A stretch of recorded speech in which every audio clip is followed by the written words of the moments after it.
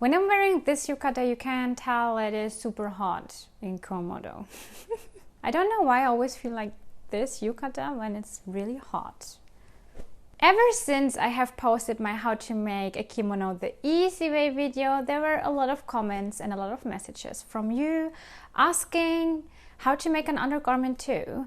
And that is what I want to show you in this video.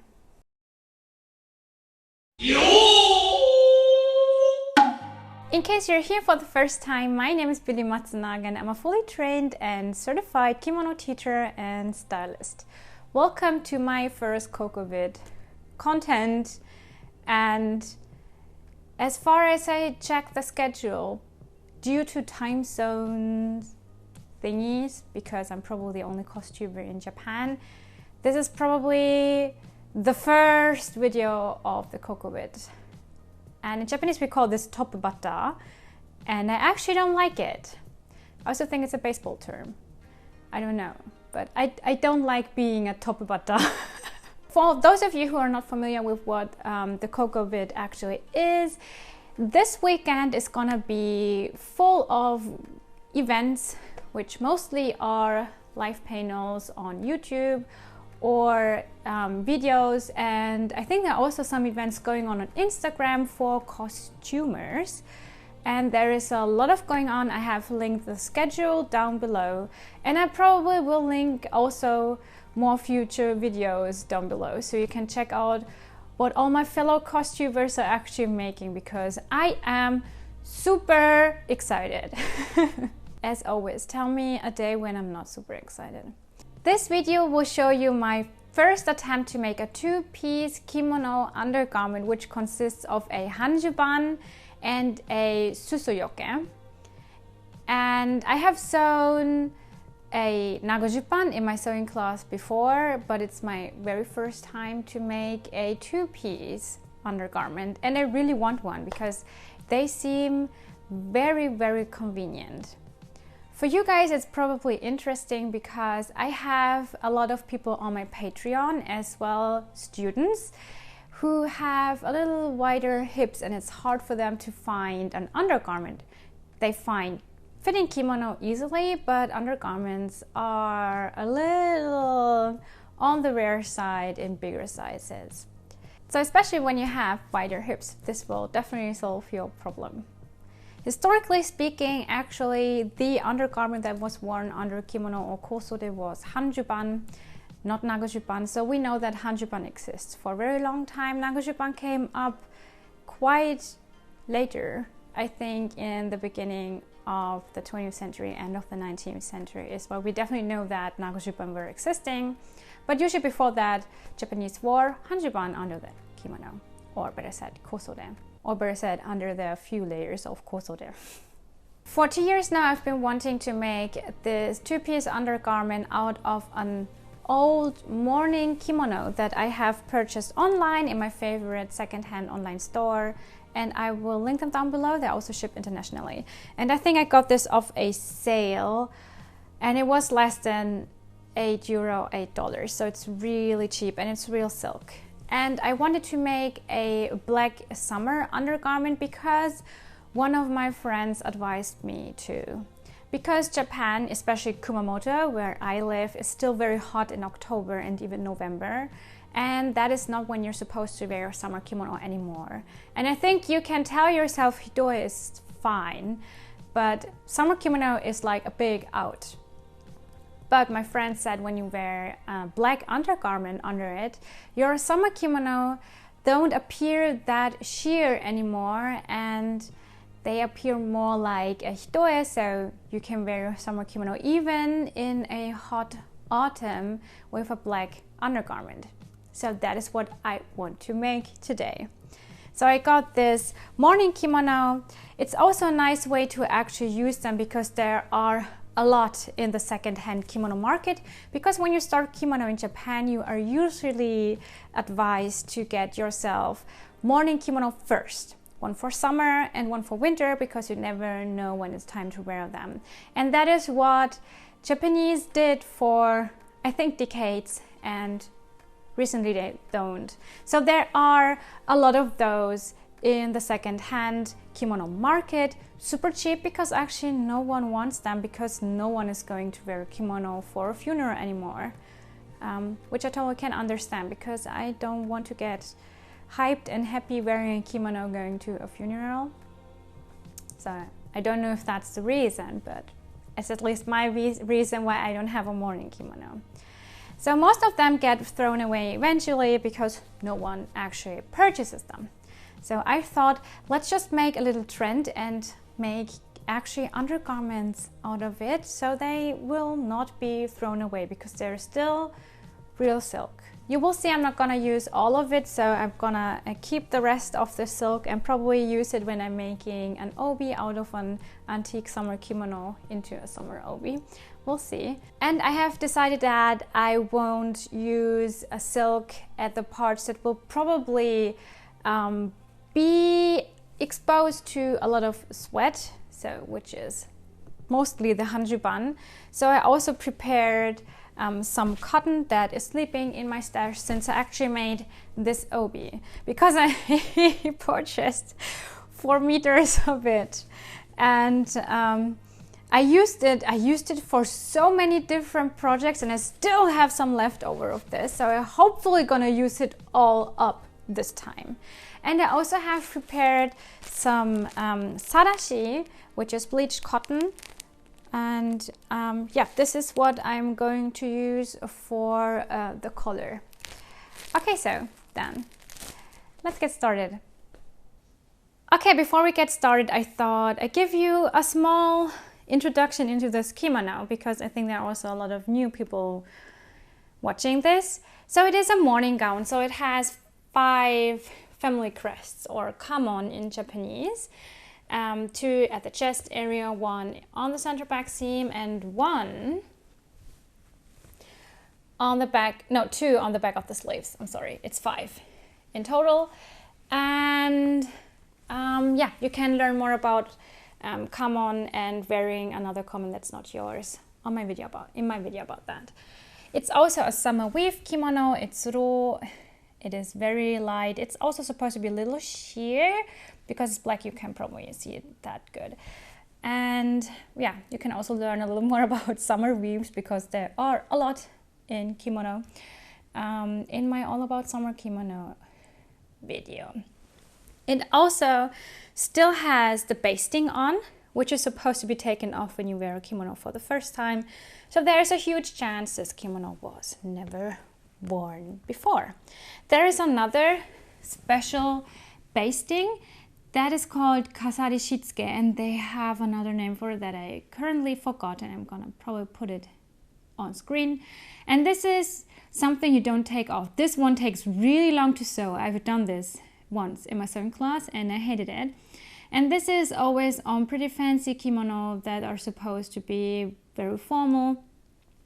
Morning gowns in kimono is very interesting, because it is formal in some way, but not supposed to be formal.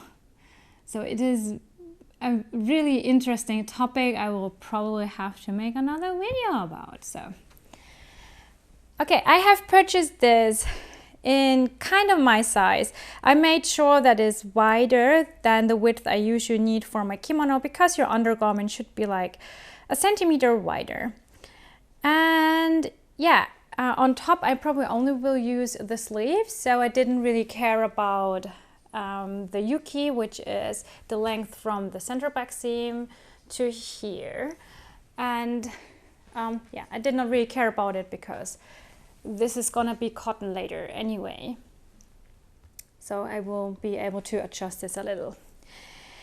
In length, the bottom is what I'm gonna use for the skirt, and I just measured that I want to have 96 centimeter in total, and it's not gonna be all silk, so I'm gonna have, I think, about 75 centimeters, 76 centimeters should be my bottom for silk, and after that's gonna be cotton again, because that is where my bum is. And yeah, you can see when I cut this here, the collar is quite in the way, which means I first have to unpick the collar. For those who don't know, you usually don't cut anything off a kimono. So when I take or unpick all the seams of this kimono, I can basically put it back together in the roll of a kimono. Nothing will be thrown away, nothing is cut away. So there's also a lot of stuff actually tucked under the collar.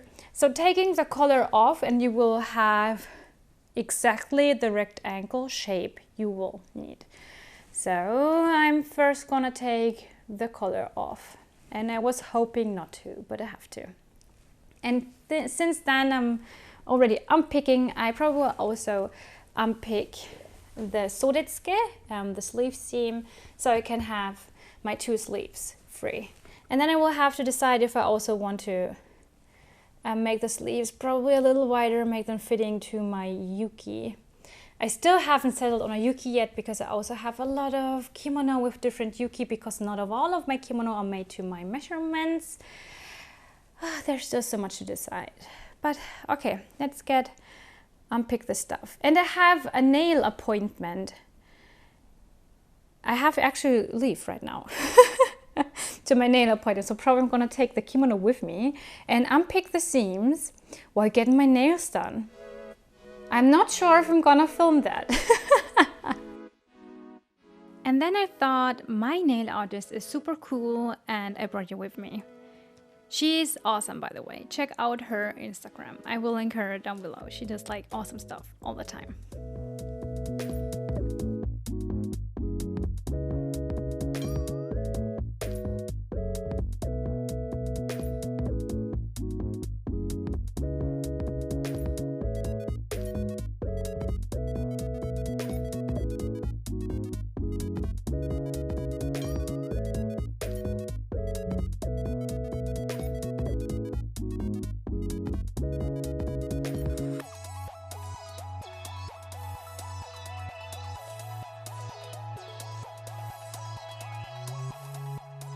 And I'm back home. I honestly feel super pretty right now. Like, my feet are so cute. Okay, so let's continue with this. Let me show what we're gonna do. So I used the time at my nail salon and took off the collar as well as the sleeves. They're lying here right now, that stuff. And this is how the kimono looks like without collar and sleeves. And now I'm just going to cut it at my measurement plus sewing allowance.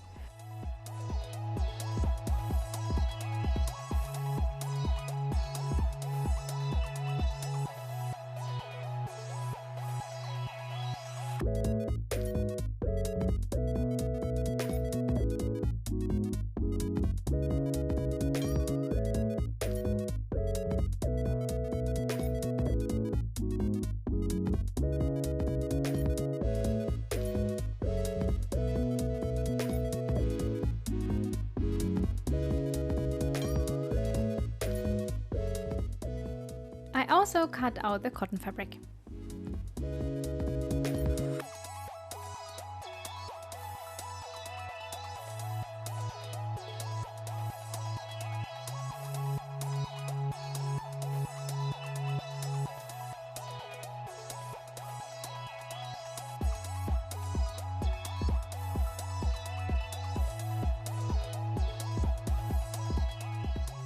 Then I pinned those 2 pieces together and sewed it.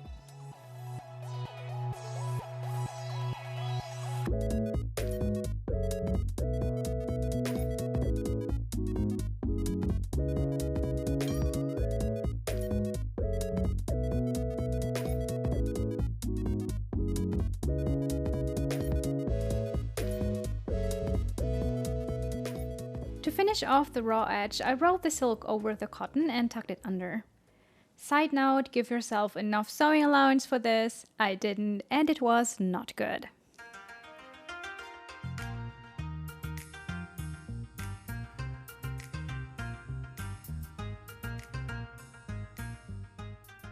And I finished it off by hand.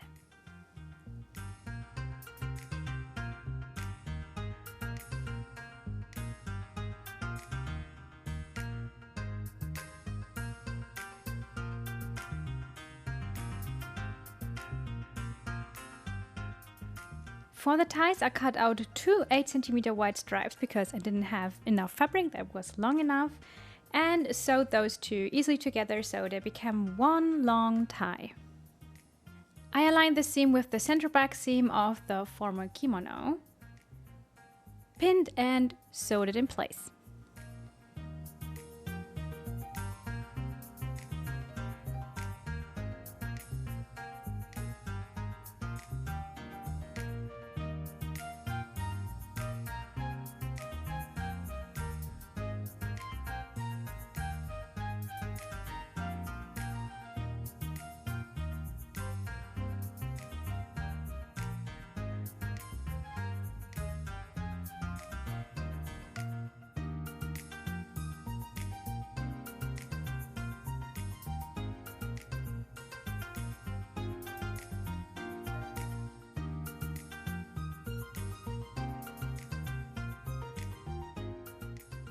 Then I pressed it and folded the tie into half while tucking the seam allowance in that I had basted onto the tie by machine earlier. And I top stitched it.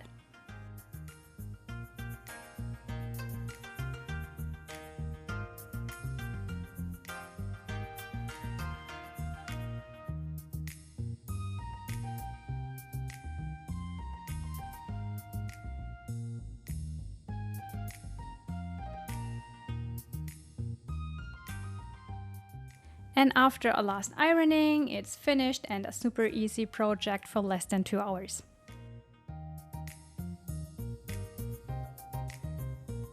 So, okay, let's start with the top. So this is what I have left over of this fabric, and I am not quite sure if this is enough. It's 2 meters long that I will have to cut in half to have 2 pieces. And then bring one half next to the other half and sew together to create a center back seam. Yes, it's the same construction as a kimono, which means then it will be folded again into half, and then I have a front and back, and the side that is sewed together is then the back. And then I will have to cut out a strip more of this fabric. That is hopefully enough. It's not a lot of leftover, so I'm not quite sure if this will be enough or not. And then I make a kind of an okumi, which is the second back front panel. So you usually have 2 front panels, and one is just 15 centimeter width. That is called okumi. And yeah, you also have the same construction on your Juban. So this is also what I have to make. And when this is done, I will finish off all the seams. And luckily my sleeves are already done because I'm gonna use the sleeves of the kimono. If you're willing to do so, you could also kind of try to dye this black as well, so you don't have a kamon on it. I don't really care because it's an undergarment, nobody will see it.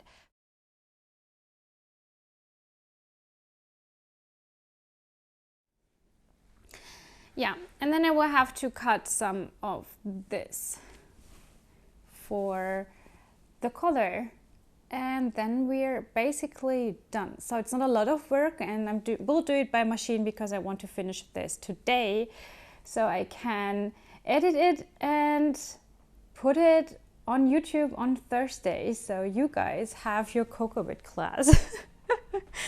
It's the first time probably I feel so under pressure for sewing, but that's life, right?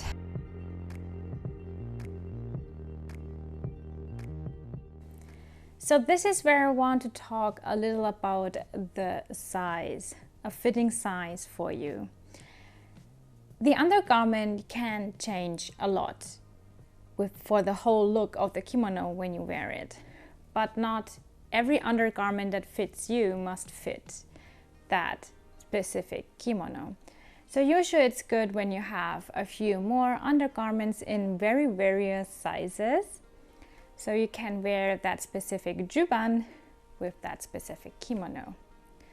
However, you could also, of course, when you want to have this one look, like this one style you dress yourself, and this is definitely how it has to look on you, then you will probably have to retailor some of the secondhand kimono you have in your closet. I don't do that. I usually have a few more undergarments that I can wear with different kimono. However, I am very tall for Japanese people, so I wear my kimono quite low, the back collar quite low, or I have to wear it quite low so the kimono doesn't look too weird on me, so I have a balanced all in all kimono look. That's what I'm basically always talking about in all my online kimono workshops on my Patreon. The all in all balanced kimono look is very important. To wear the back collar quite low, I have a so-called kurikoshi, which is the distance you keep open from the center back seam to the shoulder line, the so-called katayama. And it has usually a max of 3 centimeters. And as I am quite tall in Japan, I always go max 3 centimeters. I think shorter people usually have about 2 centimeters. So when you want to wear your back collar even lower, you will probably have even bigger kurikoshi. And just because the max of the norm of a kurikoshi is 3 centimeters doesn't mean that you're not allowed to have it even wider or longer, because I even know people actually ordering that at the kimono tailor. And usually when you go and buy a kimono, they will also ask you how much you want to have your kurikoshi. And you even can say, no, I want to have like 5 centimeters. That will be enormously huge, by the way. But you can actually do that if you want to do that. But when you're like really tall, like 1.80 meters or something, I think a kurikoshi with 4 centimeters would probably even fit you better. But you would also have to have your kimono with that kurikoshi as well. And usually kurikoshi is a little bigger on the kimono because it sits on the collar of your juban. So it's usually, you would have, for example, a 3.5 centimeter kurikoshi on the juban and then a 4 centimeter kurikoshi on the kimono, which means you would have to retailor some of your kimono by making kurikoshi wider because you will have to open the center back seam. Okay, that's one thing. Another thing is I usually try to have a really relaxed collar on the front. Today it didn't really work out well, but I usually have like a really relaxed white collar. When you watch all my Instagram posts, you can tell, because when this collar touches your neck a whole day, it feels like you're strangled by someone, and it's not comfortable, believe me. And I know that the 80s and 90s, I think starting in the 60s, Kitsuke had like this really narrow collar here. I don't know what kind of trend that was. I have a lot of magazines from that time and it doesn't look comfortable at all. And in my opinion, it doesn't look quite nice on any person.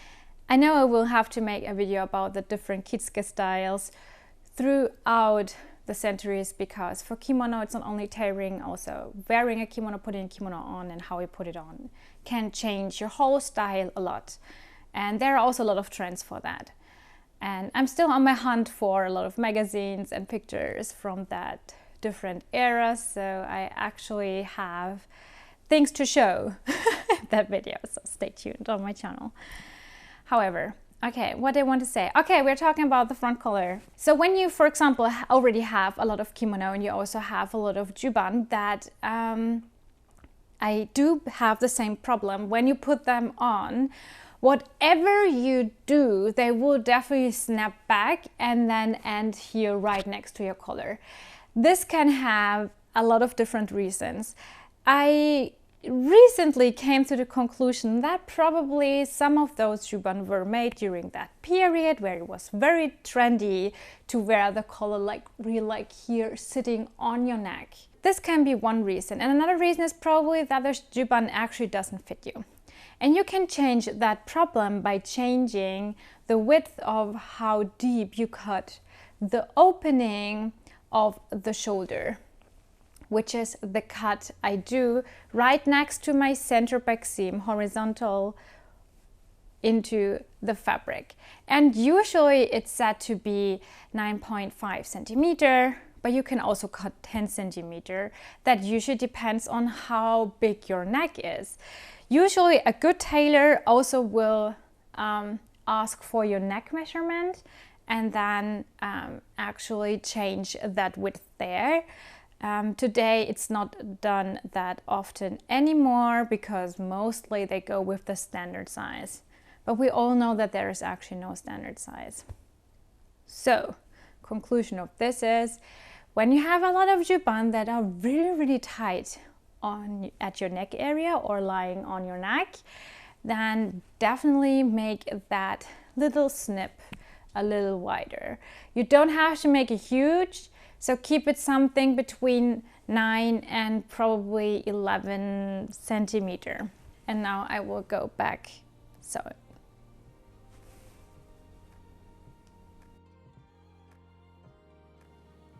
I marked out my side seam on the back from the center back seam. I used the same measurement that I have called A in my how to make a kimono video, so make sure to check out that video to know your measurements.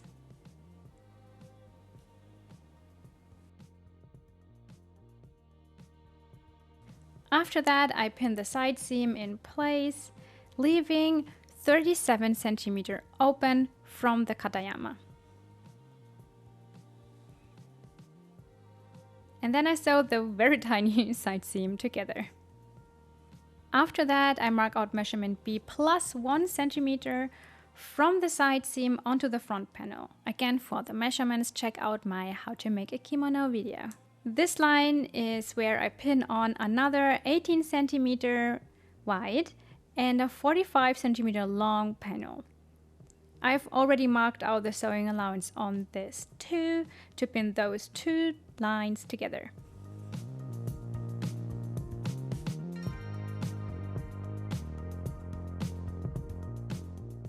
After sewing it, I gave all seams a good press and prepared all seams to be finished off by hand.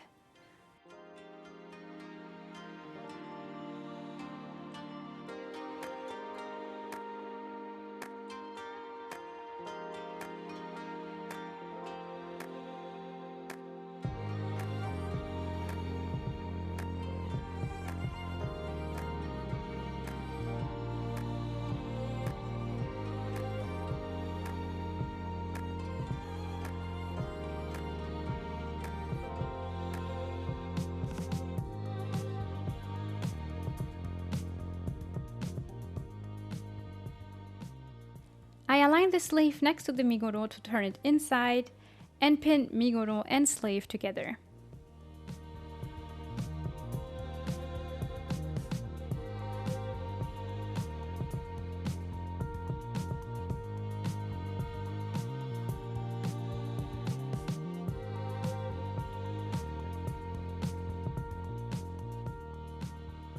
The sleeve seam should be only 22 cm from the top.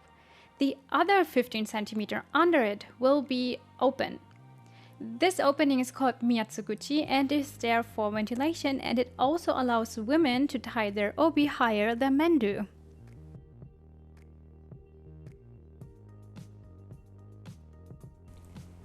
This is what I have so far. You can see I have attached the sleeves, which was a struggle doing this by hand. I personally do prefer doing it by hand, but when the silk is a little older, it is really hard to sew. So it was a struggle. You can probably tell by the footage I have for this, but yeah, still, they're on and it looks good. I love attaching sleeves. And now I have to do the finish on the hem. And also the side of the okumi, I already started to roll it up and pin it in place because usually it's gonna be a rolled hem. But you can also tell this is actually way too short. I'm probably missing out about 10 centimeter on the bottom because I didn't have enough length of it. So I'm also thinking of probably doing some binding at the end here of the same fabric to finish off this edge to not lose any more length. Usually you should do a rolled hem here. And I'm also gonna do a rolled hem here on the side. And then lastly attaching the collar. And then I have to put a emonuki onto it that I still have to sew because I don't have a black one. And also the hanyari so I can actually wear it. But it's looking good. I estimate probably another 2 hours and then should be done.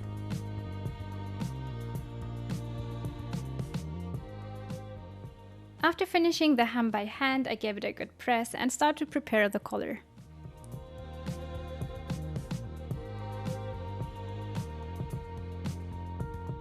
First, I mark 15 centimeters from the katayama on the seam of the second front panel. And then I connect this with the bottom corner. This is the line where the collar will be attached on the front. The collar is a 1.5 meter long and a 16 centimeter wide cotton fabric from which I first mark out my sewing allowance from the bottom. From the center, I mark out 10 centimeters to each side. From this, I measure 10.6 centimeters into the fabric and I connect these markings.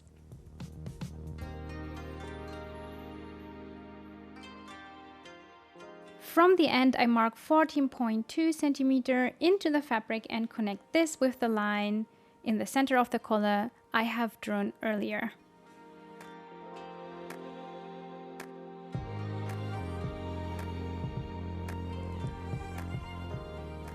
And yes, I have pinned the collar on, and yes, I finally took off my accessory. I hate wearing accessories at home.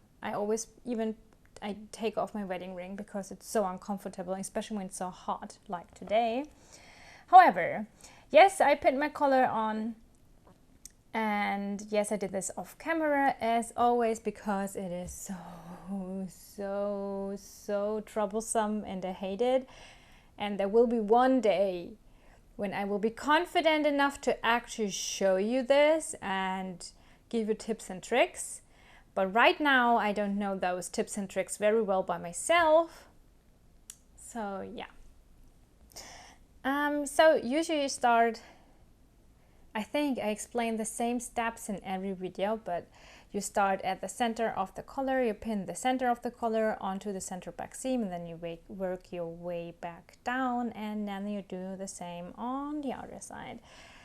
You can see I don't have edge on edge in the center. It's about 3 millimeters to 5 millimeters, sometimes even a centimeter. I've set this of the edge, and then I try to have like a curve here onto the fabric. You can also see it's not quite tight. It's I have a lot of air here in between the pins because this is what you do when you sew on the collar, because later when you wear it, it's gonna be a curve like so. And to have this fabric like nicely and smooth and okay, I'm just gonna say Japanese and then translate later. Muri o shinai. And the first half of the collar is on, yay! And I totally forgot what a pleasure this is to sew by hand, especially when you can do unshin. It's so much fun, and it only takes you like definitely less than 10 minutes. And you can only see on the back, but I really like how this turned out on the back collar and even down there. I haven't done unshin in a few days, but I really think it's not bad this time. It's really nice, small and even stitches as it should be. Okay, there's a little one here, but okay. So now I'm gonna iron this And then I took out some chikara nuno, which is just a fabric to enforce the back collar area.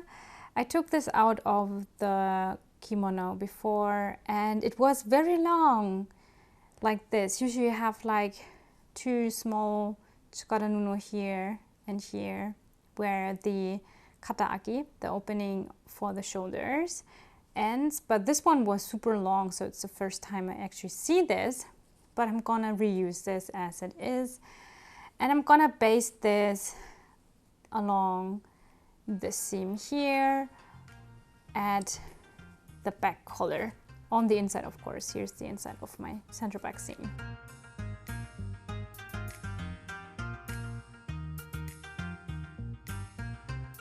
After basting the chikara nuno on, I folded the leftover fabric inside and basted it together as well.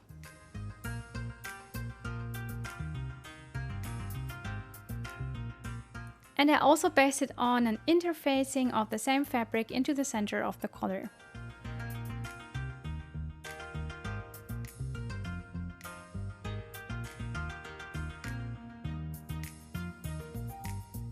Then I folded the collar over that along the marking on the other side. The ends are finished off by turning the collar, sewing a straight line about 8 mm from the bottom edge,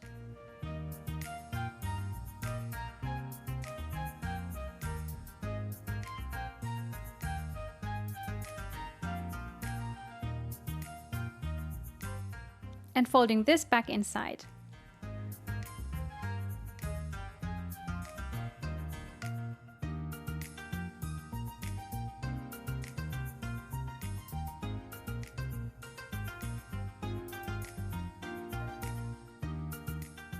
It's more secure when you also baste the sewing allowance together.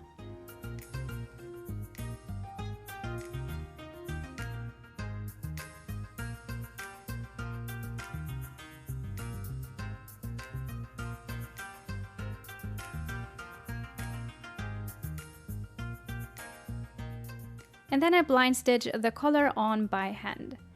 I did unshin halfway through and then gave up. Blind stitching with unshin is still a technique I have to work on, definitely. And after pressing her once again, she is finally complete.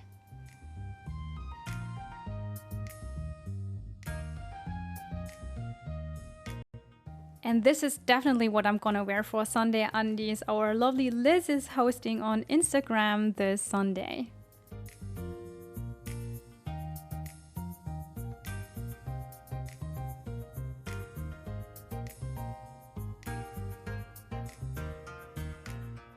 This one turned out exactly as I wanted it, and it looks so awesome. I'm so happy I did it, and I hope you try this too, because a fitting undergarment will change the look of your kimono a lot. It will look so much better because an undergarment is the base for every outfit, and it's very important, although you can't actually see it. Oh, and don't forget to grab your badge for the CoCoVid 2020 with this QR code or with the code under it. And if you want to collect more badges like this, make sure to check out other costumers videos and live streams. However, I hope you're looking forward to our live panel on Sunday, August the 2nd, and I hope some of you have time to tune in. And thank you so much for watching. If you haven't subscribed yet, make sure to subscribe for more content from a professional kimono teacher. And yeah, I guess I talk to you on Sunday. Bye!